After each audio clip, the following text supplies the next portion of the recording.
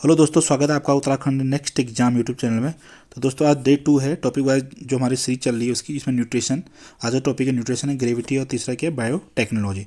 तो दोस्तों अगर आपको वीडियो पसंद है तो प्लीज़ वीडियो को लाइक करना और चैनल को सब्सक्राइब करना।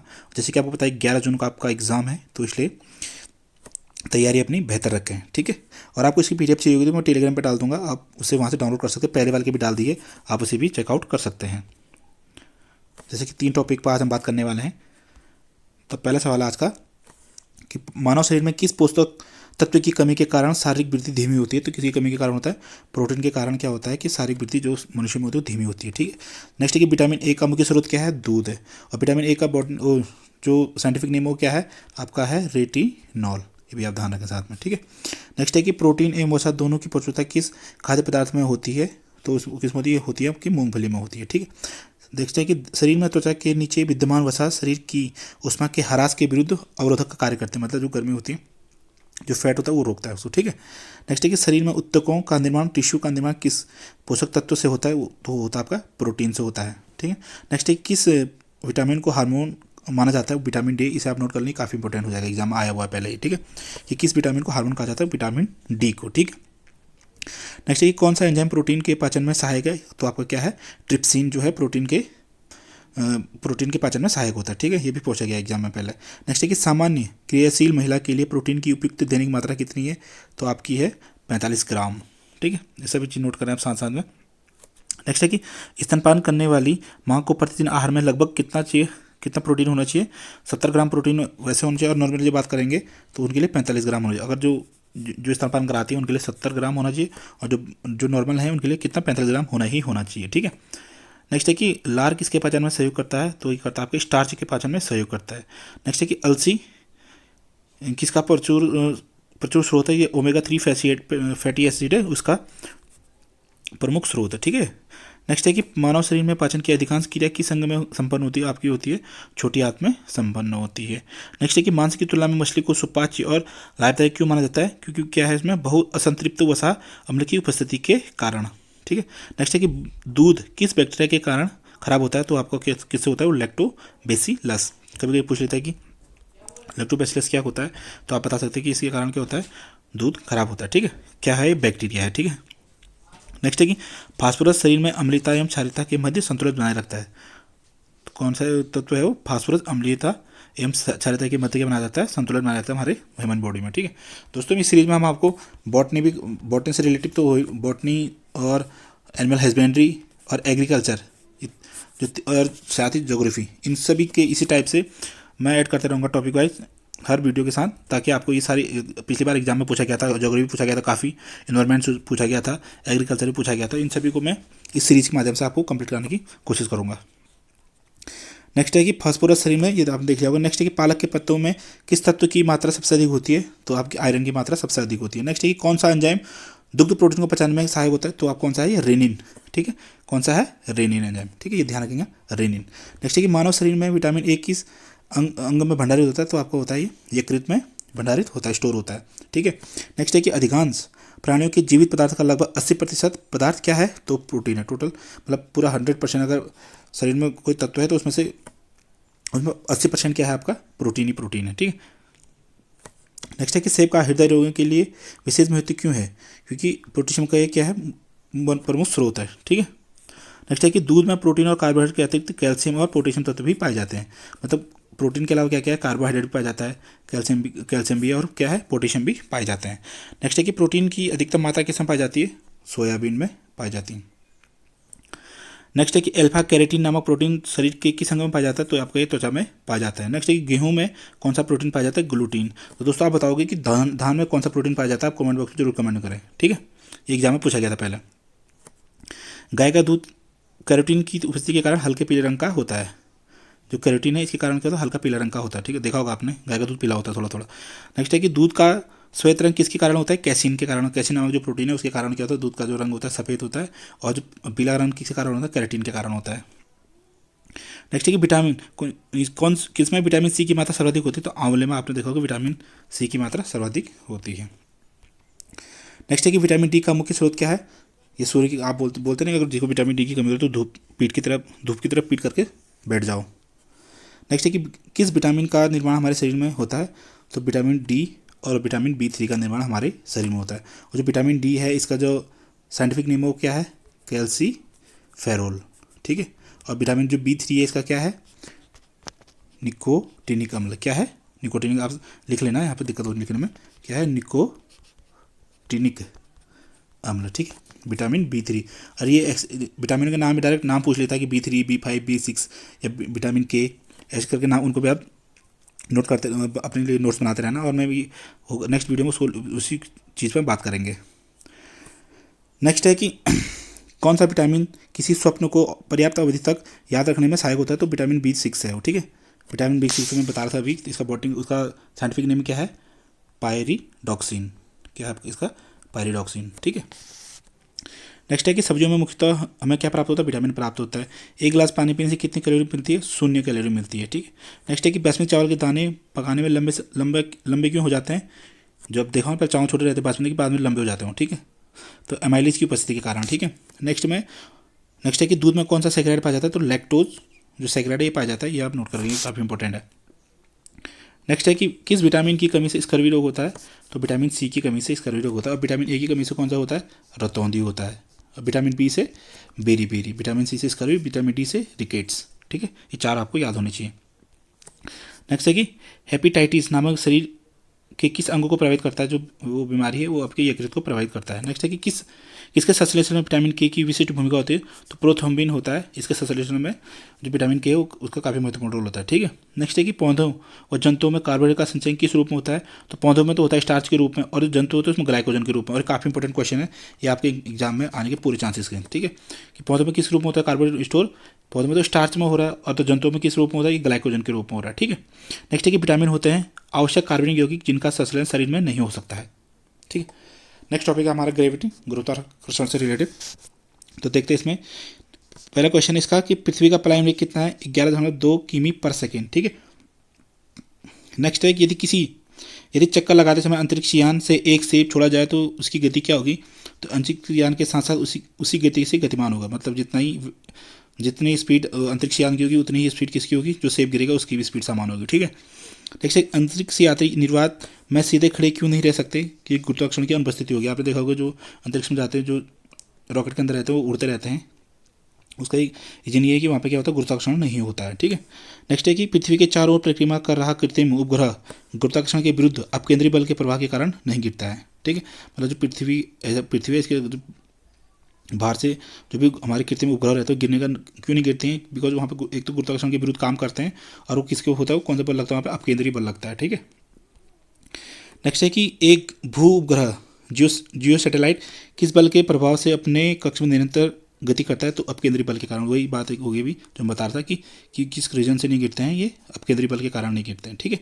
नेक्स्ट है कि चंद्रमा की सतह पर पलायन वेग पृथ्वी की सतह की अपेक्षा कम होता है, क्योंकि चंद्रमा की जो त्रिज्या है पृथ्वी की त्रिज्या से बहुत कम है, क्योंकि पृथ्वी बहुत बड़ा है और चंद्रमा क्या है, बहुत छोटा है, ठीक है। नेक्स्ट है कि भारहीनता की स्थिति किस कारण होती है, कि गुरुत्वाकर्षण की शून्य की स्थिति के कारण, ठीक है। मतलब अगर गुरुत्वाकर्षण नहीं होगा तो भारहीनता शून्य हो सकती है, ठीक है। नेक्स्ट है कि एक लड़की झूले पर बैठी स्थिति में झूला झूल रही है, उस लड़की के खड़े हो जाने पर आवर्तकाल पर क्या प्रभाव पड़ेगा, आवर्तकाल कम हो जाएगा। मान लो पहले बैठी थी किसी झूले के ऊपर, तो है ना, तो आवर्तकाल ज़्यादा था, और जैसे खड़े होती है तो क्या होता है कि उसका जो स्पीड होती है थोड़ी कम हो जाती है। नेक्स्ट है कि लोलक की लंबाई बढ़ जाने के कारण लोलक घड़ी गर्मियों में धीमी चलती है, और शीतकाल में क्या होता है, तीव्र गति से चलती है। जो पेंडुलम है वो गर्मियों में कह रहे हैं कि धीमी चलती है, और जो जैसे शीतकाल होता है, ठंडे होता है, तो उस टाइम क्या स्पीड बढ़ जाती है उसकी। नेक्स्ट है कि हवा में लोहे और लकड़ी के समान भार की गेंद को एक स्थान समान ऊंचाई से गिराने पर क्या प्रभाव पड़ेगा, लकड़ी की गेंद बाद में गिरेगी। इसका रीज़न ये है कि जो लकड़ी होती है इसमें पोर्स होते हैं, और पोर्स में क्या होगा, हवा भर जाएगी, ठीक है। और जो लोहा होता है बिना पोर्स के होता है, तो इसलिए वो जल्दी गिरेगा, और ये थोड़ा बाद में गिरेगी लकड़ी की गेंद।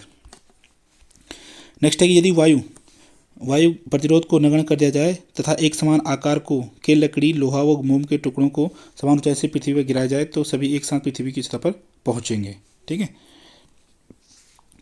नेक्स्ट है कि पृथ्वी के किस स्थान पर किसी पिंड का भार सर्वाधिक होगा, तो ध्रुवों पर सर्वाधिक होगा, क्या होगा, ठीक है। क्या होगा, पृथ्वी किसी स्थान पर पिंड का भार जो होगा सर्वाधिक कहाँ पर होगा, ध्रुवों पर होगा। नेक्स्ट है कि पृथ्वी के केंद्र से ध्रुवों की दूरी कम होने के कारण ध्रुवों पर स्थित पिंड पर पृथ्वी द्वारा अधिक गुरुत्वीय आकर्षण बल आरोपित होगा, इसलिए ध्रुवों पर उसका भार पृथ्वी पर स्थित किसी अन्य स्थान से अधिक होगा।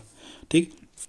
नेक्स्ट है कि लिफ्ट में बैठे हुए व्यक्ति का भार कब सर्वाधिक महसूस होता है, जब लिफ्ट त्वरित गति से ऊपर जा रही हो, मतलब जब स्पीड से के साथ ऊपर जा रही हो। ठीक है। नेक्स्ट है कि जो भूतुल्यकाली उपग्रह के परिक्रमण की अवधि कितनी है, तो ये आपकी है 24 घंटे। ठीक है। यदि पृथ्वी और सूर्य के मध्य की दूरी दोगुनी होती तो सूर्य द्वारा पृथ्वी का गुरुत्वाकर्षण बल क्या होता, तो कितना वर्तमान का 1/4 भाग होता है। ठीक है। कि लोलक की समय अवधि किस पर निर्भर करती है, तो आपकी वही लोलक की लंबाई पर निर्भर करती है। ये इंपॉर्टेंट है। ठीक है, इसे नोट कर लेना। नेक्स्ट है कि पृथ्वी का गुरुत्वाकर्षण बल यदि अचानक लुप्त हो जाए तो इसका परिणाम क्या होगा, तो क्या पृथ्वी पर स्थित वस्तुओं का भार शून्य हो जाएगा, लेकिन द्रव्यमान अपरिवर्तित होगा। जो वेट होगा वो जो भार बता रहे हैं वो शून्य हो जाएगा। ठीक है। नेक्स्ट है कि पृथ्वी की सतह पर जी का मान अधिकतम होता है तथा चंद्रमा पर जी का मान पृथ्वी की गुरुत्वीय त्वरण का 1/6 होता है। ये आप नोट कर लें, काफ़ी इंपॉर्टेंट पॉइंट है ये, कि पृथ्वी की सतह पर जी का मान कितना होता है, अधिकतम होता है, तथा चंद्रमा पर जो ग्रेविटी है उसका मान पृथ्वी के गुरुत्वीय त्वरण के 1/6 भाग होगा। ठीक है, ये आप नोट कर लेना। नेक्स्ट है कि पीसा की झुकी हुई मीनार गिरती क्यों नहीं है, इसका क्या कारण है। गुरुत्वीय केंद्र से जाने वाले ऊर्ध्वाधर रेखा तल के अंदर रहते हैं, मतलब झुकी हुई है, जो सब ग्रेविटेशन होगा वो बिल्कुल सेंटर से जा रहा होगा, इसलिए वो नहीं गिर रही है। यदि कोई वस्तु ऊपर से गिराई जाती है तो उसके भार पर क्या प्रभाव पड़ेगा, वस्तु का भार अपरिवर्तित होगा। नेक्स्ट है, जब हम भूमध्य रेखा से ध्रुव की ओर जाते हैं तो जी का मान बढ़ता है, मतलब हम अगर ये भूमध्य रेखा अगर यहाँ से हम ध्रुवों की तरफ जाएंगे तो जो ग्रेविटी उसका मान बढ़ेगा, और ध्रुवों से इधर आएंगे तो ग्रेविटी का मान घटेगा। ठीक है, ये भी ध्यान रखें आप। नेक्स्ट है कि चक्रीय झूले में झूलते समय व्यक्ति को बाहर की ओर धक्का क्यों महसूस होता है, अपकेंद्री बल के कारण। जैसे आपने देखा होगा जो सैटेलाइट थे वो भी अपकेंद्री बल के कारण ही अपनी उस थे ना ये अंतरिक्ष में, तो वही सीन इसका भी है। विभिन्न द्रव्यमान वाले दो पत्थर एक साथ किसी इमारत की छत से गिराए जाते हैं तो कौन सा पत्थर जमीन पर पहले पहुंचेगा, दोनों ही पत्थर एक साथ जमीन पर पहुंचेंगे। ठीक है। नेक्स्ट है गुरुत्वाकर्षण एवं गुरुत्व के उदाहरण क्या क्या हैं, कि सूर्य एवं अन्य ग्रहों के गुरुत्वाकर्षण के कारण ही सभी ग्रह लगभग वृत्ताकार एवं निश्चित कक्षाओं में सूर्य की परिक्रमा करते हैं। नेक्स्ट है कि पृथ्वी के गुरुत्व एवं चंद्रमा के गुरुत्वाकर्षण के कारण ही चंद्रमा एक निश्चित कक्षा में पृथ्वी की परिक्रमा करती है। ठीक है। नेक्स्ट है कि गुरुत्वाकर्षण के सार्वभौमिक नियम के सिद्धांत किसने दिया था, तो दिया था आपका न्यूटन ने। कि कौन सा, प्रिंसिपल ऑफ यूनिवर्सल लॉ का किसने दिया था, आपका आइजैक न्यूटन ने। अब देखते हैं जो बायोटेक्नोलॉजी के बचे हुए क्वेश्चन थे वो भी कर लेते हैं आज। तो है कि बीटी बैगन मोहिको मल्टीनेशनल कंपनी द्वारा बीटी बैगन विकसित किया गया था। ठीक है, जो मोहिको कंपनी थी उन्होंने क्या किया, बीटी बैगन विकसित किया था। ठीक है। नेक्स्ट है कि राष्ट्रीय वनस्पति शोध संस्थान कहाँ स्थित है, आपका ये आपका लखनऊ में स्थित है। नेक्स्ट है हाइब्रिडोमा प्रौद्योगिकी एक नया जीव प्रौद्योगिकी उपागम है, एक कॉलोनी प्रतिरक्षों के वाणिज्य उत्पादन के लिए। इसे छोड़ दें आप। नेक्स्ट है कि राष्ट्रीय जैविक खेती केंद्र कहाँ स्थित है, गाजियाबाद में, इसे इंपॉर्टेंट कर लें आप। नेक्स्ट है TERI the energy and resource institution Nai Delhi द्वारा विकसित की गई माइकोराइजा नामक फफूंद फसलों तथा वृक्षों सहित लगभग सभी प्रकार के पौधों के लिए उपयुक्त मानी जाती हैं। ठीक है, तो टेरी पूछ सकता है, टेरी का फुल फॉर्म पूछा सकता है। तो क्या है, the energy and resource institute का है आपका, ये आपका नई दिल्ली में स्थित है। नेक्स्ट है सुपर राइस किसके द्वारा विकसित किया गया था, ये किया गया था डॉक्टर GS खुश द्वारा। ये कहाँ थे उस टाइम पे, अंतर्राष्ट्रीय चावल शोध संस्थान मंदिला में कार्यरत। क्वेश्चन पूछा गया था पहले भी एडीओ में कि अंतर्राष्ट्रीय चावल शोध संस्थान कहाँ है, तो आपको याद होना चाहिए मंदिला में स्थित है। नेक्स्ट है कि बीटी कपास के उत्पादन में कौन सा सूक्ष्म जीव संबंधित है, तो बैसिलस थ्यूरोजेनेसिस। ये क्वेश्चन आपका यूकेपीएससी के किसी एग्जाम में पूछा गया था इससे पहले, शायद ये आरओ में पूछा गया था, FRO में, फॉरेस्ट रेंज ऑफिसर वाले में। और थोड़ी सी व्याख्या देखते हैं कि 3 अगस्त 1994 को डॉक्टर वेणुगोपाल के नेतृत्व में अखिल भारतीय आयुर्विज्ञान संस्थान ने दिल्ली में प्रथम सफल हृदयारोपण किया था। ठीक है, तो जो प्रथम जो हार्ट ट्रांसप्लांट हुआ था कब हुआ था, वो आपको हुआ था 3 अगस्त 1994 को। नेक्स्ट देखते हैं कि कायिक कोशिका न्यूक्लिक अंतरण प्रौद्योगिकी का प्रयोग किस कार्य के लिए किया जाता है, तो शारीरिक व आनुवंशिक रूप में क्लोन जीव तैयार करने के लिए। ठीक है। नेक्स्ट है किसी जीव के उसकी पहचान शारीरिक और व्यवहारिक गुणों के आधार पर सत्यापित करने की तकनीक को क्या कहते हैं, वो आपको कहते हैं, इसको बायोमेट्रिक कहते हैं। ठीक है। नेक्स्ट है 25 नवंबर 2007 को केंद्र सरकार द्वारा centre for cellular and molecular biology Hyderabad में नशे देश के पहले स्टेम सेल तकनीकी और पुनरुत्पादन औषधि पर चिकित्सकीय अनुसंधान केंद्र स्थापित किया गया था। तो ये पूछा जा सकता है कि centre for cellular and and molecular biology कहाँ पे है ये? आपका है हैदराबाद में। नेक्स्ट है कि भारत का पहला जैव प्रौद्योगिकी जिला कौन सा है? एर्नाकुलम, केरल का है। नेक्स्ट है कि भारत में पोलियो वैक्सीन का निर्माण किसके द्वारा किया गया था? तो किया गया था आपका Bharat immunology and biological corporation, Bulandshahr, Uttar Pradesh. तो किसने किया था ये कंपनी का नाम पूछा जा सकता है। तो किसके? भारत इम्यूनोलॉजी एवं बायोलॉजिकल कॉर्पोरेशन। ठीक है सर। 2014 से भारत पोलियो मुक्त है, ये भी आप नोट कर लें। प्रसव पूर्व एमिनियोसिस्टिस विधि से भ्रूण का लिंग ज्ञात किया जा सकता है। तो किस विधि से क्या करते हैं? एमिनियोसेंटिसिस जो विधि है उससे भ्रूण का लिंग ज्ञात किया जा सकता है, जो प्रसव होने से पहले ही। वैसे पता होगा आपकी, जो प्रसव से पहले अगर किसी भ्रूण का लिंग जांच करते तो उस पर प्रतिबंधित है, वो आजीवन कारावास हो सकता है उसे। राष्ट्रीय कोशिका विज्ञान केंद्र कहाँ आपका? ये आपका पुणे में स्थित है। नेक्स्ट है कि शरीर की उन कोशिकाओं को क्या कहा जाता है जिनमें शरीर की किसी भी प्रकार की कोशिकाओं में विभाजन तथा विशिष्टीकरण की क्षमता और जो कई गंभीर बीमारियों पर शोध का केंद्र बिंदु है, वो आपका काइक सोमेटिक सेल्स हैं। ठीक है, विभाजन का पता चला था इससे। ठीक है, नेक्स्ट है कि इंस्टीट्यूट ऑफ माइक्रोवेल टेक्नोलॉजी कहाँ स्थित है? आपका ये चंडीगढ़ में स्थित है।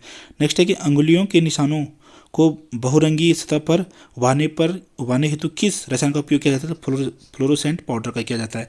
नेक्स्ट है कि ऐसे सूक्ष्मजीव जिनका प्रयोग करके पौधों को पोषक तत्वों की प्राप्ति कराई जा सकती है, क्या कहलाते हैं? वो कहलाते हैं आपके जैव उर्वरक कहलाते हैं। नेक्स्ट है कि राष्ट्रीय पादप जैव प्रौद्योगिकी केंद्र कहाँ स्थित है? आपका ये नई दिल्ली में स्थित है।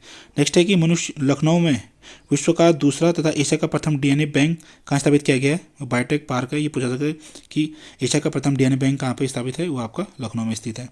नेक्स्ट है कि जब कोई जीन एक या दो से अधिक भिन्न भिन्न लक्षणों को एक साथ नियंत्रित करता है तो यह स्थिति बहुप्रभाविता कहलाती है।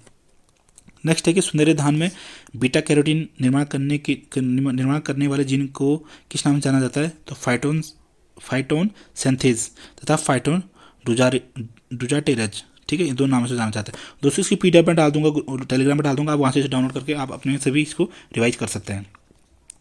नेक्स्ट है कि देश में 2 प्रमुख उत्तक संवर्धन पायलट संयंत्र कहाँ स्थापित किए जा रहे हैं? तो आपको किया जा रहा है राष्ट्रीय रासायनिक प्रयोगशाला पुणे तथा टाटा ऊर्जा अनुसंधान संस्थान नई दिल्ली में स्थापित किया जा रहा है। नेक्स्ट है कि कौन सा जीव पौधों को नुकसान पहुंचाने वाले कीटों एवं अन्य ऑर्थोपोड्स को नष्ट करता है? तो क्या बोला? कौन सा जीव पौधों को नुकसान पहुंचाने वाले कीटों एवं अन्य ऑर्थोपोड को नष्ट करता है? तो कौन करता है? बेकुलो वायरस करता है नष्ट। ठीक है, नेक्स्ट है कि CRISPR-Cas9 प्रौद्योगिकी किसका प्रयोग की जाती है? किस लिए प्रयोग की जाती है? तो की जाती है भाई जीनोम के कुछ भागों को डीएनए अनुक्रम से निकालने, जोड़ने या बदलने की सक्षम बनाती है। ये जो प्रक्रिया है। तो दोस्तों अगर आपको वीडियो पसंद है प्लीज़ वीडियो को लाइक करना, वीडियो देख रहे वीडियो को लाइक नहीं कर रहे हैं, और चैनल को सब्सक्राइब करना। और अगर इसकी पीडीएफ चाहिए तो मैं टेलीग्राम पर डाल दूंगा, टेलीग्राम लिंक का भी डिस्क्रिप्शन बॉक्स में मिलेगा। और अगर आपको जो वन दरोगा है उससे रिलेटिव ई बुक चाहिए होगी तो ई बुक का लिंक मैं डिस्क्रिप्शन बॉक्स में डाल दूंगा, आप उसे वहाँ से परचेज कर सकते हैं।